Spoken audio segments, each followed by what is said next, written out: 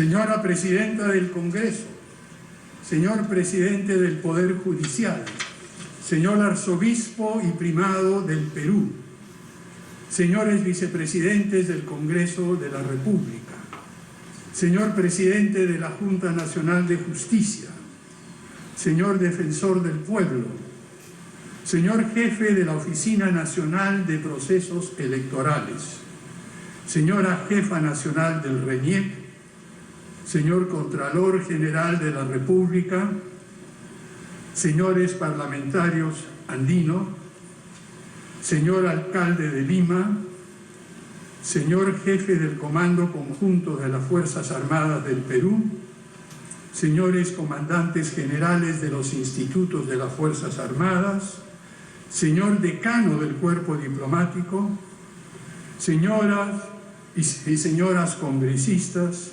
ciudadanos y ciudadanas todas.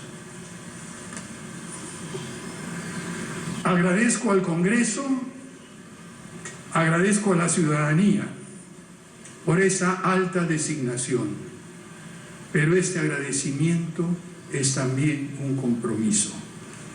Sean mis primeras palabras para recordar a los jóvenes ciudadanos Jack Bryan Pintado Sánchez y Jordán Inti Sotelo Camargo, lamentablemente fallecidos durante las últimas jornadas, que expresaron y vieron la movilización ciudadana realizada en ejercicio legítimo del derecho fundamental a la protesta. Agradezco a sus familiares, agradezco la presencia de ustedes aquí y también la presencia de la señora Verónica, madre de John Cordero, quien está en este momento tratando de recuperarse de las graves heridas que recibió.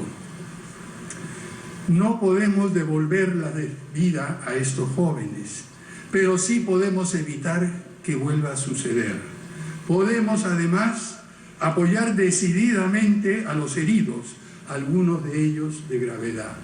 En nombre del Estado, les pido perdón a sus familiares y a ellos, y a todos los jóvenes que marcharon por defender la democracia y que nos hicieron recordar a muchos que tenemos años ya de la importancia que tiene la vocación de servicio.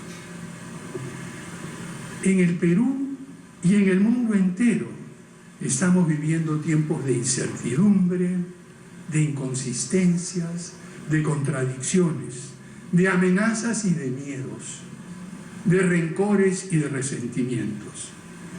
En este cambio de época que nos ha tocado vivir a todos nosotros, es difícil orientarse y encontrar un rumbo en medio de la turbulencia y la catástrofe acelerada que es esta pandemia, que en pocos meses nos trastornó la vida en todo el mundo, y de la catástrofe en cámara lenta, pero no tan lenta ahora, la catástrofe del cambio climático, que también amenaza en modificar radicalmente los cimientos de nuestra civilización.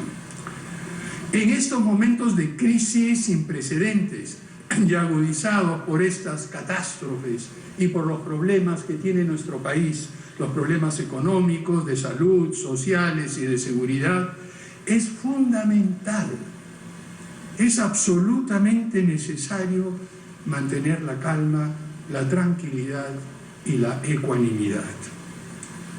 Pero no confundamos esto, por favor, con pasividad, con conformismo o con resignación. Por el contrario, tomemos estos tiempos turbulentos como un llamado a la acción, al compromiso de todos nosotros, peruanas y peruanas, de buena voluntad para cambiar esta situación y salir de la crisis. Para esto es hora de asentarnos sobre el extraordinario legado que hemos recibido de nuestra historia. Una historia riquísima, por supuesto con claroscuros, con triunfos y también con derrotas. Pero también, y eso es lo más importante, con un indesmayable sentido de optimismo y de fe en nuestro futuro. Es este sentido de optimismo el que nos ha permitido superar catástrofes que hemos vivido anteriormente, días aciagos en nuestra historia, violencia insensata y excesos que hemos y estamos pagando muy caro en términos de oportunidades perdidas. Pero mirémonos a nosotros mismos. Empecemos reconociendo que con muy honrosas excepciones, durante los últimos años, nuestra clase política, es decir, muchos de los que estamos aquí, entre otros, entre muchos otros, no hemos estado a la altura de los grandes desafíos que hemos y estamos enfrentando.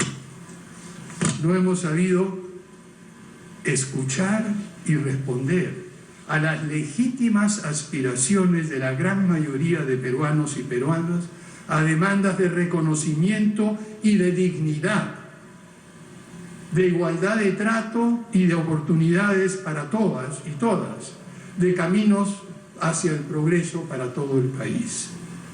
Debemos, queridos compañeros congresistas, remediar esto con un sentido de urgencia, dejando de lado los rencores y los resentimientos, aceptando que es indispensable trabajar juntos y reconociendo que solo con humildad y generosidad podremos reiniciar nuestra travesía por un camino que intuyeron los próceres de la independencia.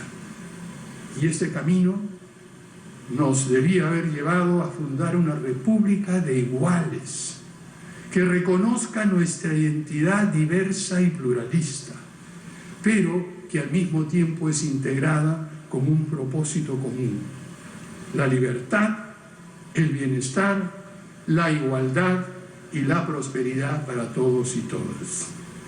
Es hora de empezar a tomar en serio, a pocos meses del bicentenario de nuestra independencia, la promesa de la vida peruana que nos hablaba el maestro Jorge Basadre. Es hora de cumplir la promesa de la vida republicana que hemos defraudado durante 200 años. Durante los últimos años y sobre todo en el último quinquenio, la política ha sido muy destructiva y muchas veces los diversos actores no hemos actuado como contendores, como rivales, sino como enemigos irreconciliables. Los hechos ocurridos durante los últimos días nos los han puesto en evidencia una vez más. Pero la política no tiene ni debe ser así. La política democrática, el ejercicio de la vida política debe responder al esfuerzo de encontrar consensos o caminos compartidos, empezando esta búsqueda, iniciándolo desde diferentes puntos de diferentes lugares, pero al final llegando a un acuerdo operativo, práctico, acerca de lo que es mejor para el bienestar de toda la ciudadanía y de la República. En este sentido, debemos recordar que los mecanismos de control político que son necesarios en todo régimen constitucional y democrático no deben afectar la estabilidad del país ni sumirnos en una tras otra crisis política. Esperamos también que el próximo pronunciamiento del Tribunal Constitucional permita poner en la agenda un mejor uso de los pesos y contrapesos entre los poderes del Estado que consagra nuestra Constitución. El bicentenario de la independencia, queridos colegas, queridos ciudadanos, queridas autoridades, debe estar caracterizado por prácticas políticas que nos permitan construir un Perú mejor, un Perú más unido, un Perú con menos rivalidades, con menos problemas, con menos confrontaciones, un país inclusivo donde se valoren los talentos y se generen oportunidades para todos. En realidad, esa es la demanda del gran movimiento ciudadano en todos los rincones del país. Movimiento que se ha despertado y alentado sobre todo por la actitud de los jóvenes que considera, como dije hace unos momentos, que la clase política no ha estado a la altura de lo que se requiere ni se ha comportado conforme a las exigencias del momento actual. Este gran movimiento que hemos visto en todas las regiones de nuestro país, este movimiento le pertenece a los jóvenes, le pertenece a la juventud.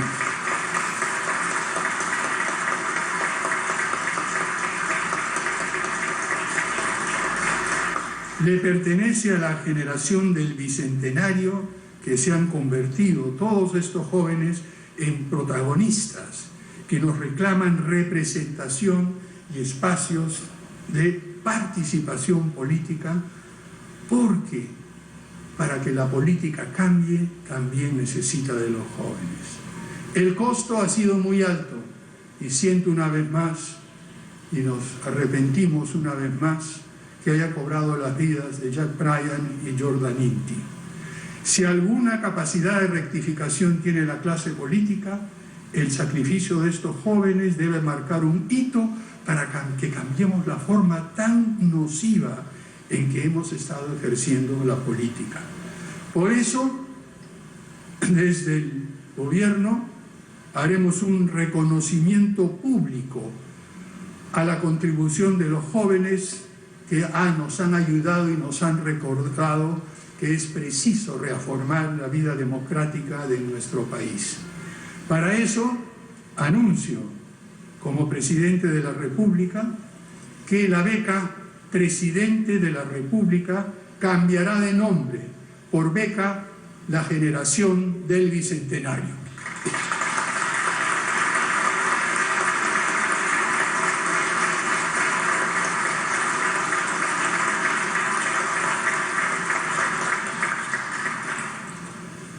Pasando a una confidencia personal, a los 72 años de edad, a la tierna edad de 72 años, decidí conjuntos con otros ciudadanos y ciudadanas participar en la creación de un partido político desde abajo, consciente del esfuerzo que toma hacer esto. Hoy nos toca a los políticos ser parte de la solución de los problemas que en gran medida hemos creado nosotros mismos. Acerquemos la política a los jóvenes, creemos los espacios, las plataformas para ellos, escuchemos su voz. Es necesario que todos los partidos políticos se esfuercen en canalizar las demandas, las necesidades, las aspiraciones y la visión de futuro que tienen los jóvenes en nuestro país.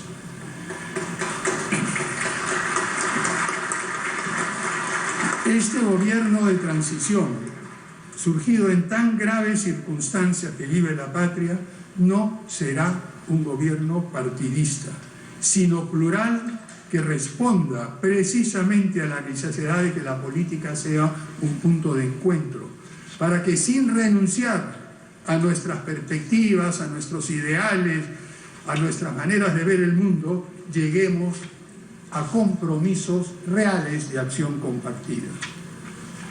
Quisiera referirme brevemente a los desafíos que hemos visto que enfrenta este gobierno de transición en el futuro inmediato. Estos desafíos, el primero de estos desafíos es asegurar que las elecciones convocadas para el mes de abril se realicen sin contratiempos y sean absolutamente limpias.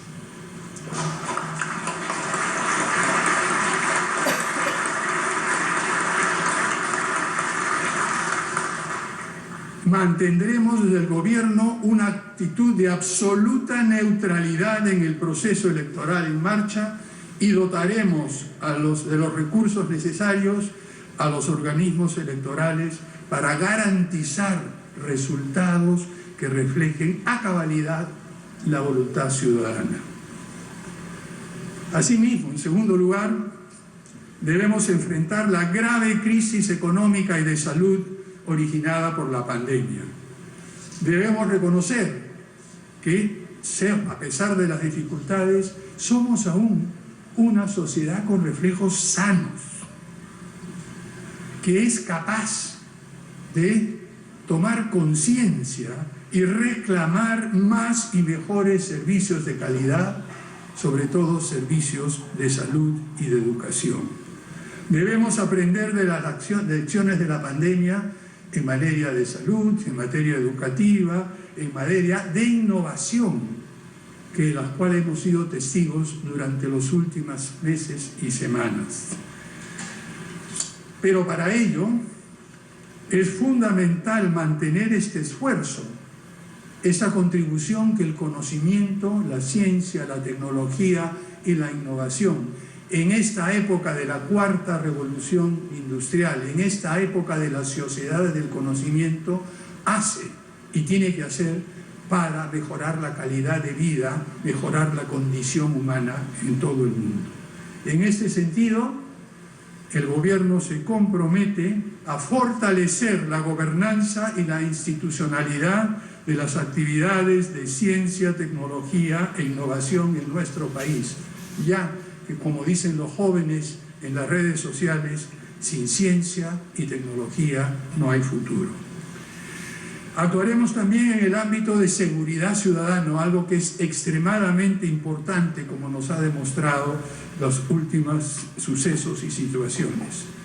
Las primeras acciones serán encontrar a los compatriotas, redoblar esfuerzos para encontrar a los compatriotas que siguen desaparecidos e instigar al Ministerio Público a continuar con las investigaciones y profundizar las investigaciones sobre las acciones violentas que causaron una tragedia. No habrá impunidad. También velaremos por un manejo responsable del presupuesto público que atienda a las prioridades de salud y promueva la reactivación de nuestra economía.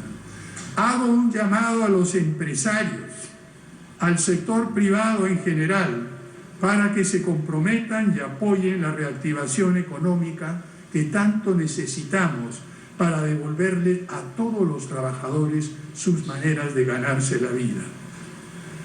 Promoveremos el fortalecimiento y la autonomía de instituciones clave, cuyo accionar independiente debe ser protegido de los vaivenes públicos. Además, por supuesto, de la autonomía constitucional que tiene el Banco Central de Reserva, consideramos entre ellas a la Superintendencia Nacional de Educación Superior, la SUNEDU, a la Procuraduría General del Estado,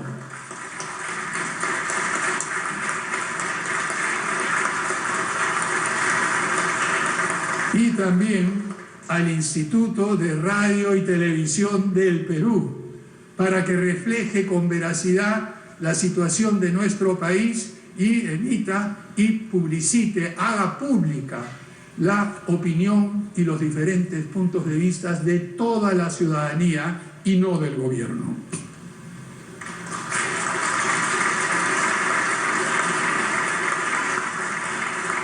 Debemos también seguir trabajando, como ya se ha empezado a hacer desde algún tiempo, para ser un país de igualdad de oportunidades, sobre todo para las mujeres, que representan el 51% de la población peruana, y que debemos buscar y trabajar en la manera de ofrecer igualdad de oportunidades, como ya se ha venido haciendo recientemente en el proceso, en las reglas del proceso electoral. Quisiera compartir la idea que desde el gobierno, además de estos desafíos, tenemos con respecto a las tareas, y mencionar solo algunas de ellas. Somos un gobierno de transición, un gobierno de pocos meses, que también estará marcado por un proceso electoral. Estamos en una situación similar a la que tuvimos hace 20 años. Por eso lo primero es el establecer un rumbo, una orientación para que la ciudadanía tenga la idea de que el país, el gobierno, tiene una propuesta hacia dónde va nuestro país. Un país más democrático, más egalitario, un país republicano en todo el pleno sentido de la palabra. Es decir, cumplir la promesa de la vida republicana a la que me referí anteriormente. Esto tiene que establecer un rumbo para el Estado, para el sector privado, para la sociedad civil y también para las organizaciones del conocimiento y la innovación. Daremos esa idea de hacia dónde puede dirigirse y hacia dónde puede llegar nuestro país en este mundo tan turbulento que he descrito anteriormente.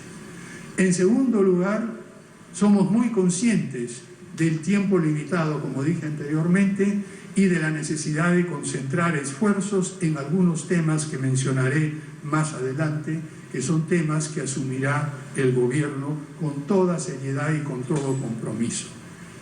Y en tercer lugar, el otro tipo de tarea que tenemos es sentar las bases para que el gobierno del Bicentenario, el gobierno que empiece funciones el 28 de julio del 2021, encuentre al país ordenado y en condiciones de avanzar hacia la prosperidad y el bienestar. Pero simplemente, sé que ha habido algunas inquietudes y preguntas, déjenme mencionar brevemente algunas de las tareas inmediatas en las cuales concentraremos esfuerzos. Por supuesto, la primera es la que nos afecta a todos, la lucha contra la pandemia. Haremos lo posible por reducir el incremento de los contagios, pero buscando eso que es tan difícil, un balance de reducir los contagios sin afectar severamente la economía. Ya hemos visto lo difícil que resulta eso, pero tenemos la experiencia adquirida y buscamos, sobre la base de esta experiencia, buscar un justo medio, un canal, una forma de poder equilibrar la salud y el bienestar económico. Será muy difícil. Para esto, una de las cosas que tenemos que tomar en cuenta es que es preciso diseñar medidas diferenciadas de acuerdo a la situación de cada región. No nos sirven, ya lo aprendimos, medidas iguales para un país tan diverso como el nuestro, con condiciones tan diferentes en cuanto a la pandemia y sus consecuencias. Pondremos en práctica también medidas de emergencia para ampliar y mejorar la atención de los servicios de salud y para la medicina preventiva y también para... Recuerdo que acá tenemos muchos médicos en nuestro Congreso que han insistido a lo largo del tiempo y queridos colegas médicos, hemos escuchado desde el Congreso muchas veces eso y desde el Ejecutivo pondremos en práctica los consejos, las recomendaciones y las ideas que ustedes nos han hecho llegar muchas veces en debate en este mismo recinto. También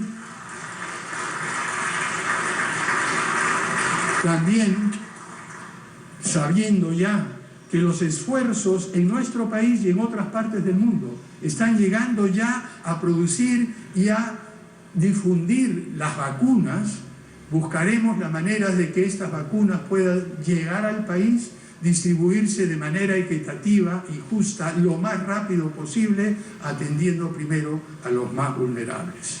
Esos son dos de los desafíos centrales que inmediatamente abordaremos en el campo de la salud.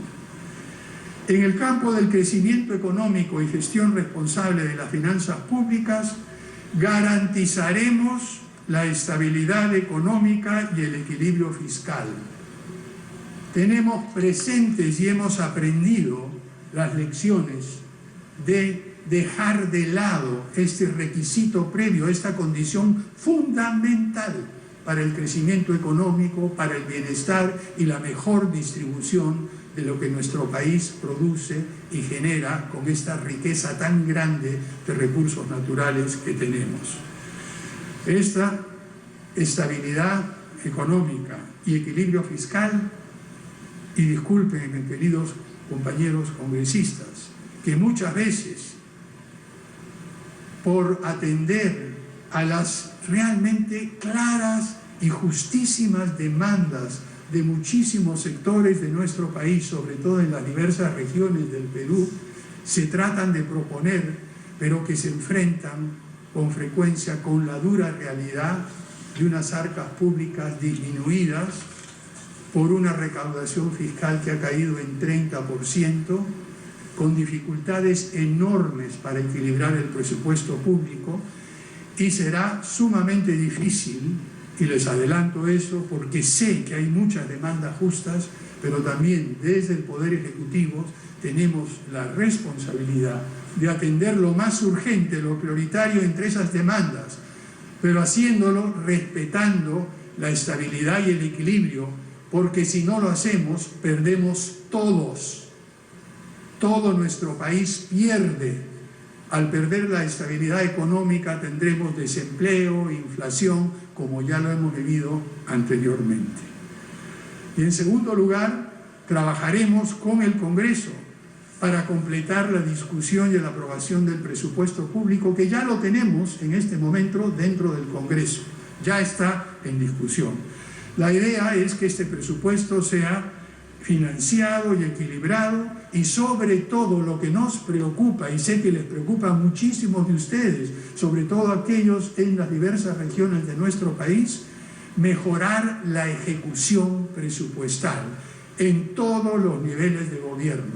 Estamos desde ya ideando qué mecanismos podemos emplear para apoyar a los gobiernos regionales, a los gobiernos locales, en la tarea de ejecutar bien, sin desperdicio, señor Contralor, sin corrupción, bien y rápido el presupuesto que tienen asignado y que en muchas oportunidades se queda sin ejecutar y revierte al Tesoro Público. Una tercera prioridad puntual tiene que ver con la recuperación de la educación. Sabemos que por diversas circunstancias hemos perdido, y muchos jóvenes y niños han perdido meses de educación. Los han perdido por la interrupción de las clases, por la imposibilidad de las clases presenciales, pero también por las dificultades y problemas encontrados en poner en práctica programas efectivos de educación a distancia. En este sentido, otro compromiso: completaremos el proceso de adquisición, distribución y de equipos informáticos, y también, y eso es lo clave, y aquí lo hemos escuchado en el Congreso y en diferentes comisiones, hemos escuchado que solo el 40% de los hogares en nuestro país tiene acceso a Internet, este recurso esencial para poder tener clases remotas, clases a distancia y poder trabajar con Aprende Perú. Y esta diferencia en las zonas rurales es aún más pronunciada, porque solo un porcentaje menor al 10% de estos hogares tienen acceso a Internet. Pondremos prioridad y creemos que es posible muy rápidamente, haciendo converger las voluntades del sector privado, del Estado, de los organismos reguladores, del Ministerio de Economía y Finanzas, del Ministerio de Transportes y Comunicaciones, de organizaciones de la sociedad civil, de instituciones académicas, poner en marcha un plan acelerado para expandir este acceso a Internet de la manera más eficaz y rápida posible.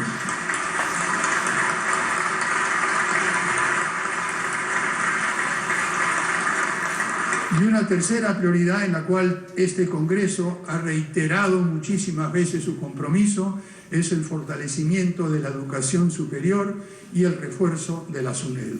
En eso ninguno de los congresistas aquí presentes cederemos, y desde el Ejecutivo menos aún. La cuarta prioridad concreta tiene que ver con la lucha contra la corrupción. Y allí el Poder Ejecutivo no tiene una intervención directa, esas son las instituciones de la Fiscalía, el Poder Judicial, etc. Apoyaremos el trabajo de los equipos de fiscales especializados de la lucha contra la corrupción, venga de donde venga y esté donde esté. Fortaleceremos a la unidad de inteligencia financiera, esa es una iniciativa de muchos de mis antiguos colegas de bancada, para luchar contra el lavado de dinero proveniente de actividades ilícitas. Y desde el gobierno actuaremos con transparencia total en todas las instancias, con, eso sí, las entendibles excepciones de defensa nacional y orden interno. Trabajaremos en conjunto también con otras instituciones del Estado, esperamos, y señores congresistas, quisiera decirle, queridos colegas o ex colegas, ya no sé, todavía no me acostumbro a este cambio súbito de condición, que las puertas del Poder Ejecutivo, las puertas del Palacio de Gobiernos están abiertas para todos.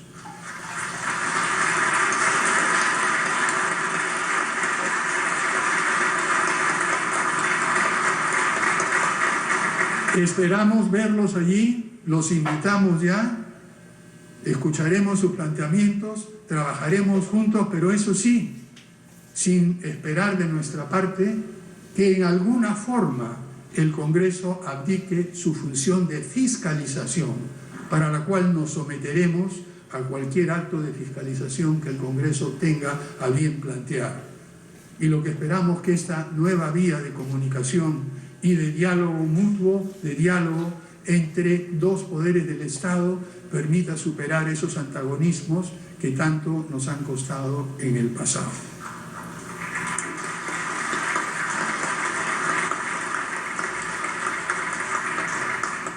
Pero ya terminando, apreciados colegas, apreciadas autoridades, queridos ciudadanos todos que nos están escuchando y viendo,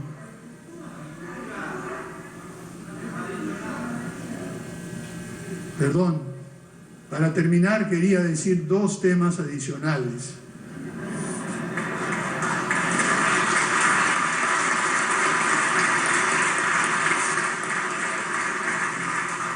El primero tiene que ver con el objetivo de la agricultura, la alimentación.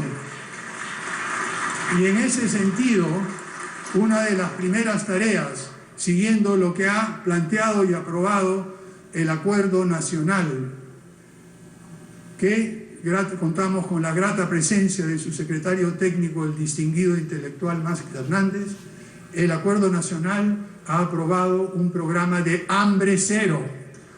Y el hambre ahora, como resultado de la crisis, como resultado de la pandemia, es algo que todos debemos combatir. En este sentido, desde ahora lanzamos una invitación a los representantes del Acuerdo Nacional para diseñar conjuntamente con el Gobierno, con el Poder Ejecutivo y con ustedes, queridos congresistas, medidas para implementar este plan hambre cero. Y es ahí donde la agricultura encuentra su prioridad, queridos colegas.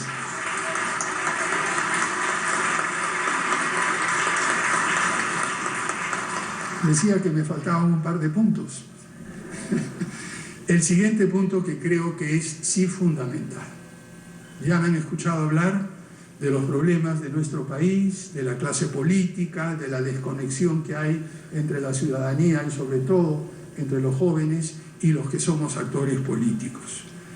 El desafío y la tarea central de nuestro gobierno es devolverle la confianza a la ciudadanía. Devolverle la confianza a los jóvenes que nosotros, quienes estamos involucrados en política y que nos hemos olvidado a veces de aquellas aspiraciones que teníamos todos nosotros cuando jóvenes, cuando salíamos a protestar, cuando participábamos en actos de reclamo y de defensa de derechos. Bueno, eso nos lo han recordado los jóvenes. Y esto requiere de nuestra parte, una apertura y una disposición a escuchar a todos, haciendo uso del conocimiento y de la evidencia disponible. Todos que hemos sido jóvenes, con el paso del tiempo, hemos aprendido que algunas veces estos reclamos no tenían solución fácil. A veces estos reclamos requerían de un enorme esfuerzo cuya magnitud no veíamos cuando salíamos a ir. Por lo tanto, es nuestra responsabilidad escucharlos y transmitirles esa experiencia, ese conocimiento, esa evidencia y encauzar sus aspiraciones, sus deseos y sus puntos de vista por un camino positivo, un camino que les permita resolver los problemas inmediatos que están reclamando por solución y que nosotros tenemos la responsabilidad como autoridades, como Congreso, como Gobierno en responder.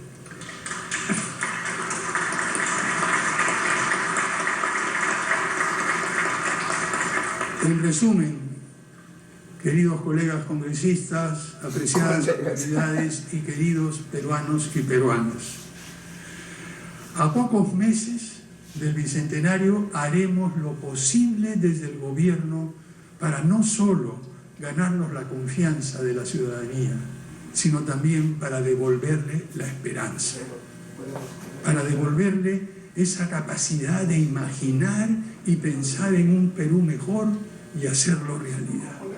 Son ellos quienes en los próximos años, en medio de este cambio de época y cambio turbulento, nos encauzarán hacia un Perú mejor para todos y para todos.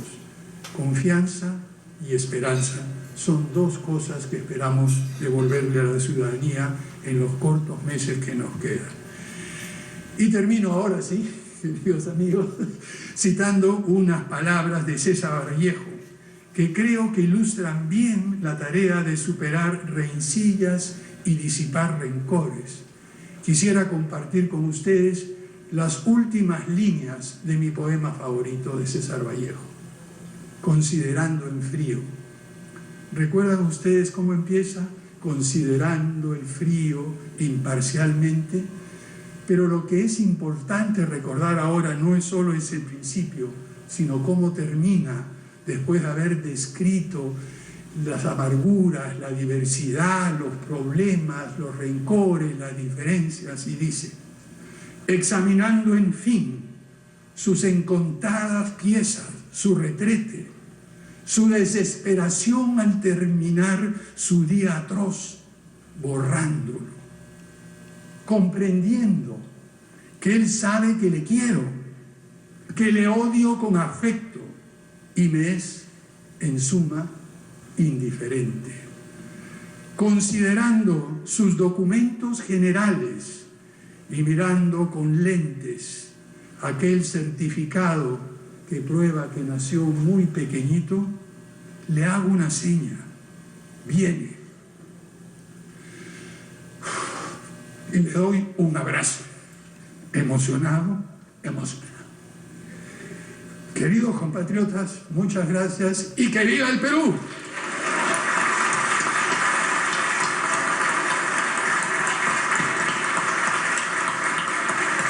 Termina así Francisco Rafael Sagasti Hochhausler el discurso que ha dado luego de haber recibido la banda presidencial, conmovido, emocionado, con palabras de César Vallejo, de Considerando en frío imparcialmente, y termina, como lo ha dicho él, emocionado, después de haber dicho que lo principal será ganar la confianza